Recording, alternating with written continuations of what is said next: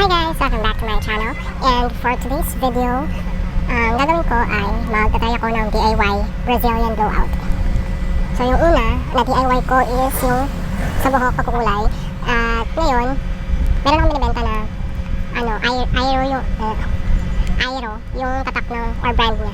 Ayan, Aero Brazilian blowout. May strawberry parang flavor. So dalawa ang ganito nila. Yung isa is vanilla, tapos ito strawberry.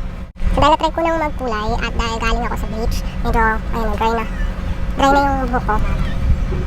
Yan yan. Nasuklay ko na kasi ito, pero kapag hindi pa siya nasusuklay, mahirap din i-ganyan yung tawag, suklay na kamay kasi sobrang nag-frizzy na siya. Sabi kasi dito is wash your hair with a shampoo and rinse thoroughly. So ayun, naligo na ako, tapos pinaliguan ko na ito, na-shampoo na. Kailangan shampoohan para mawala daw yung mga oil, yung mga scalp residues, para mo dandruff, yun. Tapos, dandruff, tsaka oil sa buhok. So ayan, wala na siyang oil na, malagkit, medyo basa pa kasi. Ayan. Bali, ang gagawin ko is, i-blower ko na lang para matuyo na siya ang todo.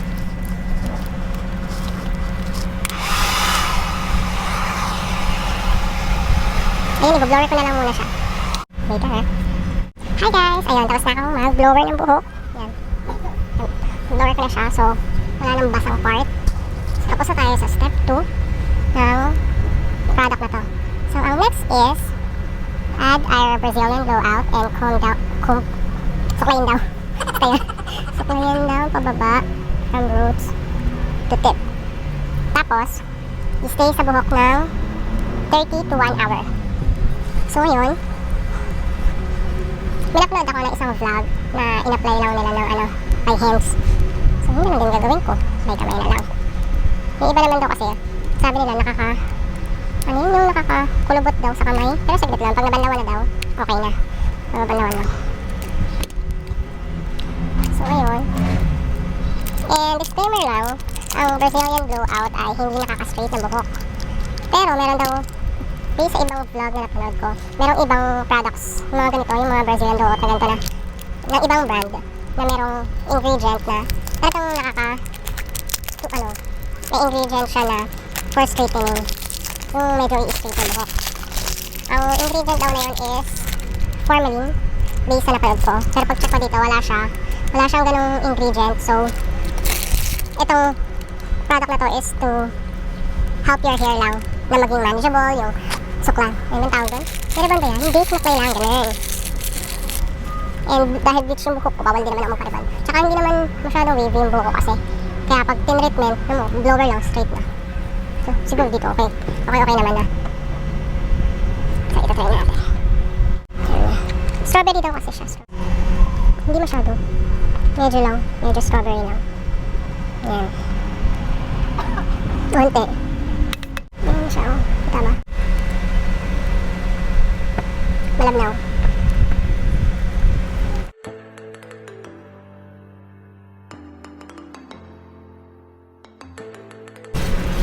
Ano mahirap? Gagamitan ako ng brush. Ginamit ko before sa pangkulay.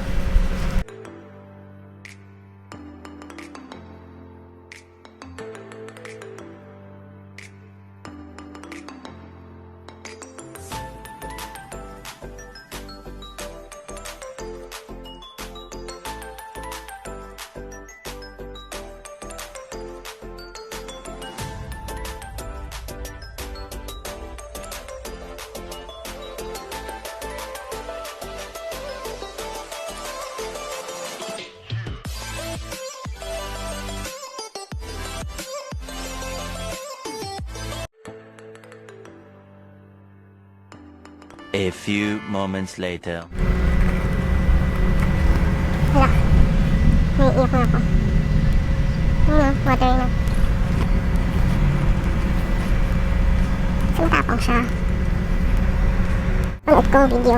Sumakit pa yung masakit daw sa ilong. Tapos masakit sa lalamunan. So far, wala pa naman matapalang sa akin. Wala pa ibang reaction yung napareaction ilong ko, yung lalamunan ko, yun pa lang. A few moments later. Wala ko ripot magpaano ay magkapartner. DIY na lang tayo na. Ayan. Takot din kasi ako baka mamaya sa aming parlor. Hindi mo magustuhan yung ano, yung gawa ng service sa'yo. At least, pag ikaw lang sisisihin mo, sarili mo. Kasi hindi mo. Ako lang ba yun, Char? Sobrang takot magpaano sa ibang tao. Kaya matagal na din ako hindi nagpapaparlor. Kasi mga ibang gawa sa akin sa parlor, gusto. Hindi ko bet. Kaya, mahilig ako maggawa sa sarili ko na lang. Magalit ako sa sarili ko lang. Ayun nga, malapit. Marami pa. Marami pa yung product. Parang sobra yung isang bote pala sa buhok ko. No? Sinaplay na lahat eh. Okay na ba ito? Okay na ito. Pwede mo kasi ito na. Apply.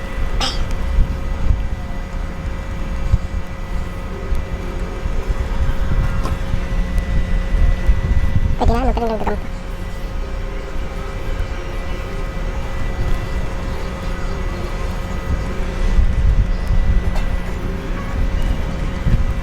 Ayan, wala na yung ano, sakit sa mata. Wala na siya, saglit lang siya sa akin. Kasi syempre yung effect niya siguro, depende naman yun sa tao. Depende sa reaction ng katawan, gano'n. Saka hindi naman siya ganun ka ano. Kasakit, ba yun? Tapos hindi sumakit yung lalamunan ko, hindi sumakit yung ilong ko, hindi ka sakit ilong. Pero, ayan, ito yung effect siya. Meron na siyang ano, kagaya nung sa pag-treatment nga sa ano, sa, parang sa reband, umaan sa ulo. Kung kapag nilagyan mo ng gamot yung ano, yung gamot para sa mga reband, parang gano'n. Meron siyang ganyan sa akin. Ayan dito. Siguro okay na yun. Tapos, next, tatambay na lang natin ng 30 to 1 hour. Tapos, i-blower. Kung naka 1 hour na, i-blower para matuyo. So, yun lang. Balik ako dito eh. Oh, F na F na niya. Konti pa lang yan na ano, konting product lang yan ang nilagay ko sa kanya. So yun guys, tapos na siya. And it's my turn. Ayan. Hindi pa rin siya totally tuyo, kaya i-blower na natin siya. So yun, babalik ako after mag-blower. Hi guys, ayun, tapos na ako mag-blower. Ang hirap i-ano, ang hirap i-blower. Yung ang dami kong nalagay na product, buko. Kasi medyo ano siya, malaki. Yung feeling mo na sobra talaga yung nalagay. Pero yun, tapos na ako mag-blower. Punching ko na siya. Natik ko na.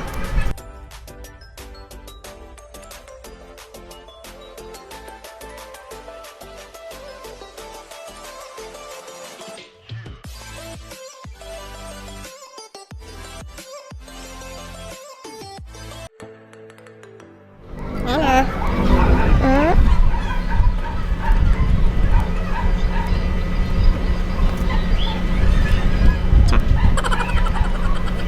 Siyang ganun ka smooth kagaya dun kay Yuki kasi feeling ko nga na parang may lagay ko kaya parang malikit na siya agad, pero sure ako after nito mabanlawan madulas natin.